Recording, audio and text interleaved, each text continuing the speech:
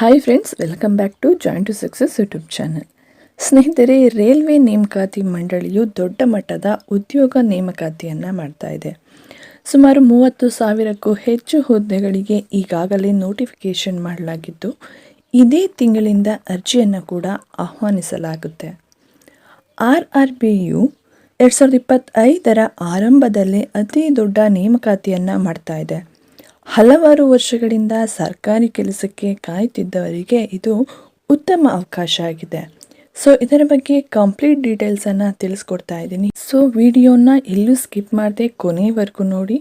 ಅದಕ್ಕೂ ಮುಂಚೆ ಇನ್ನೂ ಯಾರಾದರೂ ನನ್ನ ಚಾನಲ್ಗೆ ಸಬ್ಸ್ಕ್ರೈಬ್ ಆಗದೆ ನೋಡ್ತಾ ಇದ್ದರೆ ಈ ಕೂಡಲೇ ಸಬ್ಸ್ಕ್ರೈಬ್ ಮಾಡ್ಕೊಳ್ಳಿ ಅಂತ ಹೇಳ್ತಾ ಬನ್ನಿ, ತಡ ಮಾಡೋದು ಬೇಡ, ವಿಡಿಯೋವನ್ನು ಶುರು ಮಾಡೋಣ. ಮೊದಲಿಗೆ ರೈಲ್ವೆ ಇಲಾಖೆಯ ಗ್ರೂಪ್ ಡಿ ಹುದ್ದೆಗಳಿಗೆ ಎಷ್ಟು ಹುದ್ದೆಗಳನ್ನು ಕಾಲ್ಫರ್ಮ್ ಮಾಡಲಾಗಿದೆ ಅಂದರೆ 32,000ಕ್ಕೂ ಹೆಚ್ಚು ಹುದ್ದೆಗಳಿಗೆ ಕಾಲ್ಫರ್ಮ್ ಮಾಡಲಾಗಿದೆ.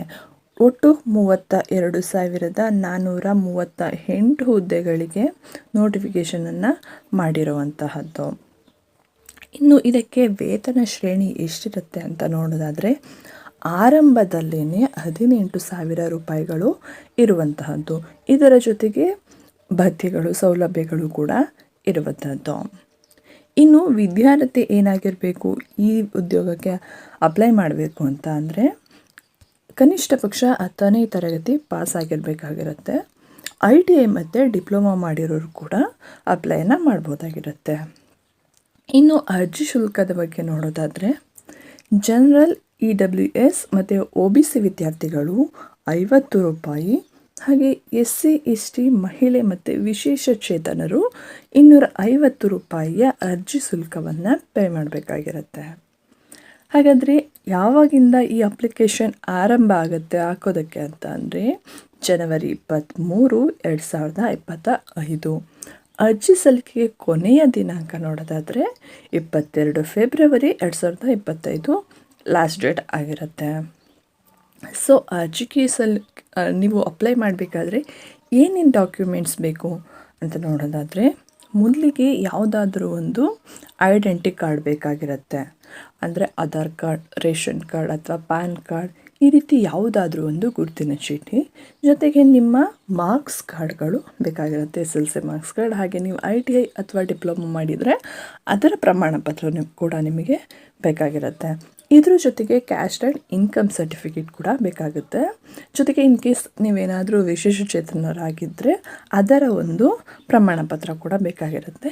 ಜೊತೆಗೆ ಪಾಸ್ಪೋರ್ಟ್ ಸೈಜ್ ಫೋಟೋಗಳು, ಹಾಗೆ ನಿಮ್ಮ ಸೈನ್ ಇದ್ದರೆ ನೀವು ಆರಾಮಾಗಿ ಇಷ್ಟು ಡಾಕ್ಯುಮೆಂಟ್ಸ್ ಇದ್ದರೆ ನೀವು ಈ ಕೆಲಸಕ್ಕೆ ಅರ್ಜಿಯನ್ನು ಹಾಕ್ಬೋದಾಗಿರುತ್ತೆ. ಇನ್ನು ಇದಕ್ಕೆ ಏಜ್ ಲಿಮಿಟ್ ಎಷ್ಟಿರುತ್ತೆ ಅಂತ ತಿಳ್ಕೊಳ್ಳೋಣ. ವಯಸ್ಸು ಕನಿಷ್ಠ 18 ವರ್ಷ ಆಗಬೇಕಾಗಿರುತ್ತೆ, ಗರಿಷ್ಠ 33 ವರ್ಷ ಆಗಬೇಕಾಗಿರುತ್ತೆ. ಸೊ ಕನಿಷ್ಠ 18 ವರ್ಷ, ಗರಿಷ್ಠ 33 ವರ್ಷ ಇದ್ದರೆ ಇನ್ನು ವಯಸ್ಸು ಸಡಿಲಿಕೆಯನ್ನು ನೋಡಬೇಕಾಗಿರುತ್ತೆ. ಏನಂದರೆ ಅದು 33 ವರ್ಷಕ್ಕೆ ಆ್ಯಡ್ ಆಗ್ತಾ ಹೋಗುತ್ತೆ, ಅದು ಈ ವರ್ಗಗಳ ಆಧಾರದ ಮೇಲೆ.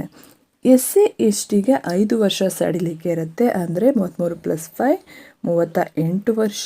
OBC ವಿದ್ಯಾರ್ಥಿಗಳಿಗೆ 3 ವರ್ಷ ಸಡಿಲಿಕೆ, ಅಂದರೆ OBC ವಿದ್ಯಾರ್ಥಿಗಳ ಗರಿಷ್ಠ ವಯೋಮಿತಿ 36 ವರ್ಷ. ಹಾಗೆ ವಿಶೇಷ ಚೇತನರಿಗೆ 10 ವರ್ಷಗಳ ವಯೋಸಡಿಲಿಕೆ ಇರುವಂತಹದ್ದು, ಅಂದರೆ ಅವರಿಗೆ 43 ವರ್ಷ ಗರಿಷ್ಠ ವಯೋಮಿತಿ ಆಗಿರುವಂಥದ್ದು.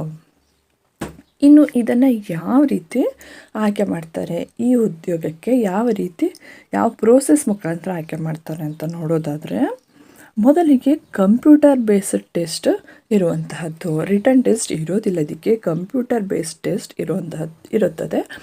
ಅದರಲ್ಲಿ ಯಾರು ಎಲಿಜಿಬಲ್ ಆಗ್ತಾರೋ ಅವ್ರಿಗೆ ದೈಹಿಕ ಪರೀಕ್ಷೆ ಇರುವಂಥದ್ದು, PT ಇರುತ್ತದೆ. ಅದು ಯಾವ ರೀತಿ ಇರುತ್ತೆ ಅಂದರೆ ಪುರುಷರು 35 kg ಭಾರ ಎತ್ತಬೇಕು, ಜೊತೆಗೆ 4 ನಿಮಿಷದಲ್ಲಿ 1,000 ಮೀಟರ್ ಅಂದರೆ 1 ಕಿಲೋಮೀಟರ್ನ ಓಡಬೇಕಾಗಿರುತ್ತೆ.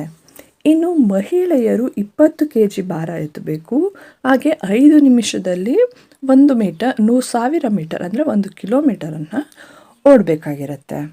ಸೊ ಇದರಲ್ಲಿ ಫಸ್ಟು ಕಂಪ್ಯೂಟರ್ ಬೇಸ್ಡ್ ಟೆಸ್ಟಲ್ಲಿ ಸೆಲೆಕ್ಟ್ ಆಗಿ ನಂತರ PETನಲ್ಲಿ ಸೆಲೆಕ್ಟ್ ಆದಂಥವರಿಗೆ ಮುಂದೆ ಡಾಕ್ಯುಮೆಂಟ್ ವೆರಿಫಿಕೇಷನ್ ಇರುತ್ತೆ. ಅದರಲ್ಲಿ ಯಾರು ಸೆಲೆಕ್ಟ್ ಆಗ್ತಾರೆ ಅವರಿಗೆ ವೈದ್ಯಕೀಯ ಪರೀಕ್ಷೆಯನ್ನು ಕೂಡ ಮಾಡಲಾಗುತ್ತೆ. ಈ ರೀತಿ ಒಂದು ಪ್ರೋಸೆಸನ್ನು ನಡೆಸಲಾಗುತ್ತೆ. ಇದಿಷ್ಟು ರೈಲ್ವೆ ನೇಮಕಾತಿ ಮಂಡಳಿಯ ಒಂದು ಇನ್ಫಾರ್ಮೇಷನ್ ಆಗಿರುತ್ತೆ. ಐ ಹೋಪ್ ನಿಮಗೆಲ್ಲ ಈ ವಿಡಿಯೋ ಇಷ್ಟ ಆಗಿರುತ್ತೆ. ಇಷ್ಟ ಆಗಿದರೆ ಈ ಕೂಡಲೇ ಲೈಕ್ ಮಾಡಿ, ಶೇರ್ ಮಾಡಿ, ಹಾಗೆ ನಿಮ್ಮ ಅನಿಸಿಕೆ ಅಭಿಪ್ರಾಯಗಳನ್ನು ಕಮೆಂಟ್ ಮುಖಾಂತರ ನಮಗೆ ತಿಳಿಸಿ. ಹಾಗೆ ಇನ್ನೂ ಯಾರಾದರೂ ಚಾನಲ್ಗೆ ಸಬ್ಸ್ಕ್ರೈಬ್ ಆಗದೆ ನೋಡ್ತಾ ಇದ್ದರೆ ಸಬ್ಸ್ಕ್ರೈಬ್ ಮಾಡ್ಕೊಳ್ಳಿ ಅಂತ ಹೇಳ್ತಾ ಎಲ್ಲರಿಗೂ ಧನ್ಯವಾದಗಳು.